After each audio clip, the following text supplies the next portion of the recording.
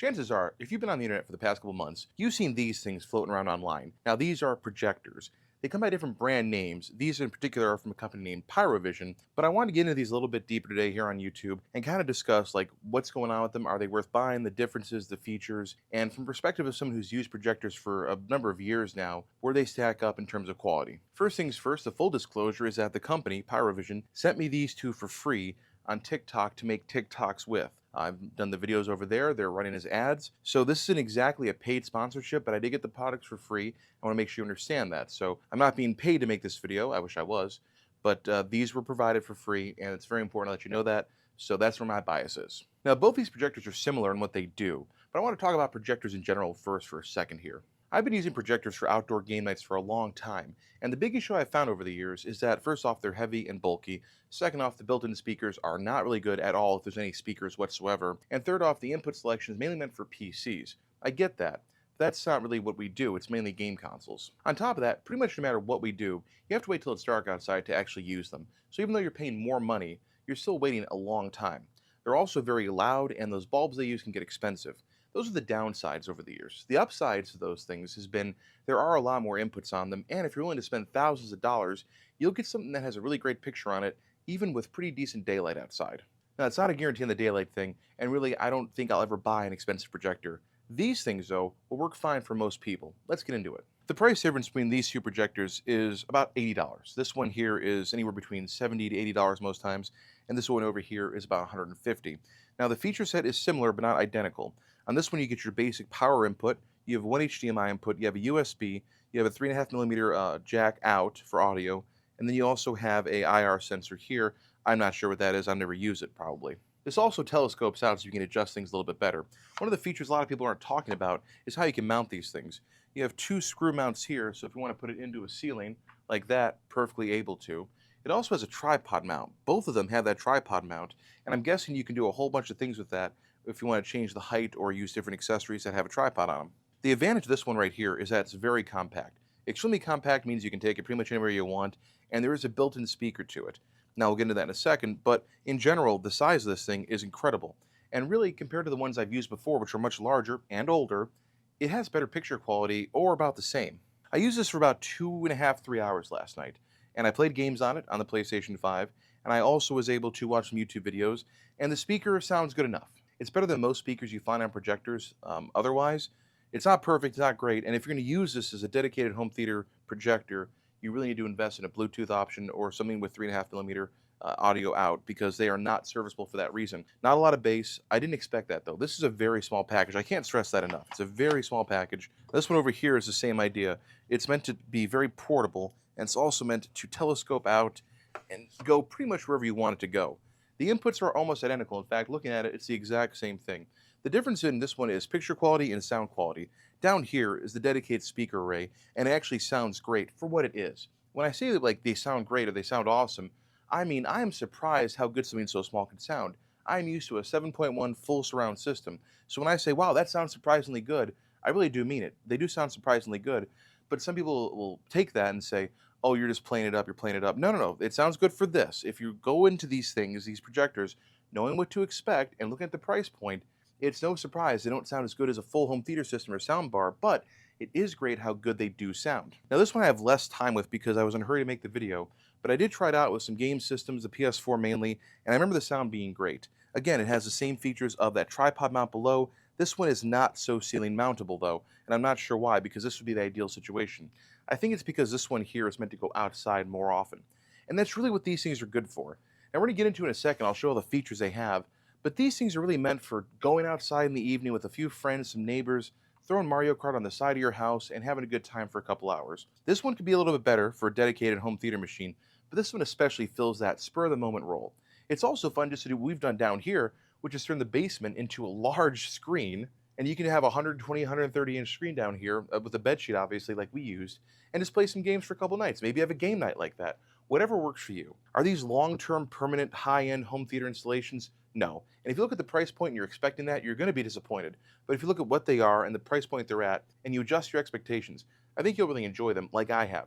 And that's the thing, I've been pleasantly surprised. Let's boot up a game here, and I'll show you what options you get within these things. So I spent a lot of time yesterday playing with this, and we got some fun out of it. I think the kids enjoyed it too. We played our games on the big screen, and we have a power button, a physical button on both of these. They also come with remotes. These are pretty full-featured remotes, and I'll get you in a second here. The other thing I forgot to mention is that these things run Android. They're basically smart projectors. So even if you don't have an HDMI source you want to hook into them, you can go through the myriad of apps here, YouTube, and all that other good stuff. Set it up to connect to Wi-Fi, and you can just watch stuff that way. So even if you don't have a source, they have stuff built in. That's great. That's why I keep saying about these things. Adjust your expectations, know what you're getting into, and things will be great. Look over here, if you can, and you'll see PyroVision logo comes up, but this is how bright it is at full brightness in the basement, and that's why I was so impressed. I've used expensive projectors before. I've used high-end projectors, bulb projectors that are very loud and very bulky, and they couldn't produce this kind of brightness while all the lights are on down here. Now, they look a lot better, obviously, when the lights are low, but when you boot it up, this is what you get. You get a home screen, it shows you all the apps you can get on here and use and set up, and that's fine. Let's go a little bit deeper, then. Let's talk about what exactly you see on here. The options menu actually has a fair amount of stuff going on. Language, the device itself, apps, more settings, display, sound, time, and date. I would recommend, if you get the cheaper one of these things, that you actually go into the picture options. We have this other little sub-menu here that allows me to change between HDMI and USB. And then we have this menu here. So HDMI, 1080p, 60 hertz signal. Good stuff here. You can see, hopefully in the background, what's going on. But the important part here is once you're in an HDMI input or the USB input, you can go to a sub-menu, and then you can start messing with a bunch of different picture settings. And I mean a bunch. I don't have time to get into it, and I really don't know a bunch of the stuff here and how it really affects it, but I was amazed at just how customizable the picture and the sound are. And maybe you can hear the sound, maybe you can't. I don't have it turned up very much right now, but there's a lot going on here in terms of options and how things work. And again, I'm just really impressed for the size of this thing and the price point, what they've been able to pack into one of these things. So you get a ton of different settings, and I recommend messing with those. I recommend going into the settings, adjusting the picture, adjusting the sound to your liking. You can turn it on and off without the remote, but they're very important because they control a lot of other things. Mute and the focus buttons. It won't focus automatically. You have to manually adjust it, and it's not hard to do. It's very straightforward. But without that, you'll be in trouble. You also get your volume adjust, your home, your input selection, all that good stuff is on your remote, and it's really responsive, easy to use. Just basically point in the general direction, and it responds very quickly. Again, stuff that I've seen that expensive projectors just don't have. Anyways, this is the cheaper one here. What I'm going to do is I'm going to log into the PlayStation menu. I'm going to cut all the lights off in the basement so you can see what's going on here. So here we are in all of our glory right here. It's been auto-focused, and hopefully you can see that it looks good. It looks like a 1080p display pretty much stretched out. Now, the picture quality isn't as high with this one, but the price point is much more reasonable. For less than $100, you're getting a full HD projector with smart functions built in. And it also has speakers. This isn't the speaker at full blast. Maybe you can hear it, maybe you can't, but it sounds pretty good. Does this look as good as a 4K OLED TV? No. Is this perfectly acceptable for someone who wants to just be amused for the evening with their friends playing Mario Kart, to have your kids play a game on the big screen because they'll get a kick out of it? Absolutely. Wow, that's loud. Turn that down a little bit. That wasn't full volume and I could barely hear myself. Now again, not the best speakers in the world, not the most amazing picture I've ever seen, but certainly very serviceable, and it would probably do better with something like a Nintendo Switch or just a good old-fashioned Blu-ray player. When you have something that's trying to output 4K all the time and you're going down to 1080p, it's not going to look as good as it could, obviously, but still, I think it looks great. I think it plays great, and the color is pretty good. So this projector here, this $80 projector that I see in a lot of places for $80 or even less sometimes, I think you're getting a great little package that you can enjoy for an evening and not feel guilty about buying something that's so expensive that you'll never use. That's one of the issues with buying a projector for me full time. I don't want to spend a lot of money on something I'll use maybe once or twice a year. But for 80 bucks, yeah, I'll use that once or twice a year. It'll sound good, it'll look good, we'll make some good memories, and we'll move on with our lives. Projectors are cool, but they're not all that. Let's look at the more expensive version of this. So the biggest differences between the $80 one and the $150 one is that the power supply is different. It comes with a power brick, and then it also came with an HDMI cable, just a standard issue HDMI cable, nothing special, but it did come with one, whereas the other one did not. Also, the remote control for this one is a little more feature-full. So let's get the PS5 plugged into this, and let's fire it up and see what happens. Again, look how bright that is. This is much brighter, much clearer, and again, my big difference was the speakers. The speakers made a huge difference in this one. We're gonna let it boot up real quick here, and again, you'll see that they're very similar. All these projectors that look like this are probably going to be very similar in what they offer and what they don't offer. Very bright video. Again, we have those smart features built in if that's your thing. It's really not my thing. Maybe it will be, but there's a ton of stuff here going on. And of course, we have menus with lots of options. We have different inputs. There's just a ton going on here that I wouldn't have expected from something like this. But we'll skip all that and we'll go right to the PS5. Okay, we get AV, HDMI, or USB, so we get one additional input on this bad boy here. Yes, we do. You have to get a breakout cable, but you can hook up something with composite video to this, maybe even component, but I would err on that. I'd say it can probably do composite and HDMI, which is a strange combination, but there we are. This also does Bluetooth audio, by the way. Both of these do Bluetooth audio, so if you want to use Bluetooth speakers and things like that, you can do that. So let's pause this real quick here and lower the volume. It's pretty high up there. I'm gonna turn that down. It sounds good, but I need to be able to hear myself, and my wife needs to be able to hear me. All right, so you can see the size of this thing in between the PS5, and again, this goes up and down. You can adjust this. There's a tilt adjustment. There's a lot of options on how to make this thing work best for your situation. Obviously, the further back you put it, the bigger the picture gets. You use the remote to focus, not autofocus. But let's check out the picture on this one and the color on this one. We'll turn all lights off again, and there you go. You can see the picture is pretty similar in quality. I haven't adjusted this one at all yet for color or brightness or contrast. But either way, again, you have a pretty gosh darn serviceable picture here.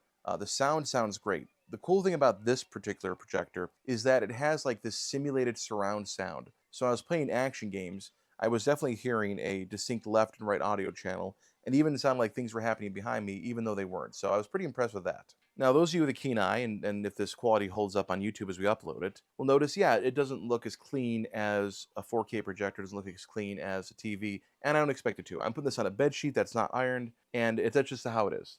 But either way, I'd say the resolution on this one's a bit higher. It might actually be like a true 1080 or something even higher than 1080, because I can't see individual cells in the pixels like I can with the other cheaper one. Is that worth $80 more to you? I don't know, maybe, but it looks really good. And really, that's the main point of these videos. It's not because I think they're the greatest thing ever. I know you can do a lot better in terms of quality from projectors. I know you probably are better off getting a larger TV if you really want that good of an experience. But these projectors here, this one, along with this little can one here, do a great job of offering you a quick, easy solution for a memorable game night, going outside really quickly, turning any room you want into a game room. The fact that they have built-in speakers that are perfectly serviceable and fine, and the fact that they can adjust brightness, they come with remotes, they have smart functions, and all kinds of other functionality that I didn't expect, including Wi-Fi and Bluetooth, makes them even better. My main point of making this video over here was to go a little deeper into the features and try to explain why I think these are worth it for people who are looking for one. Are they going to last forever? I don't know.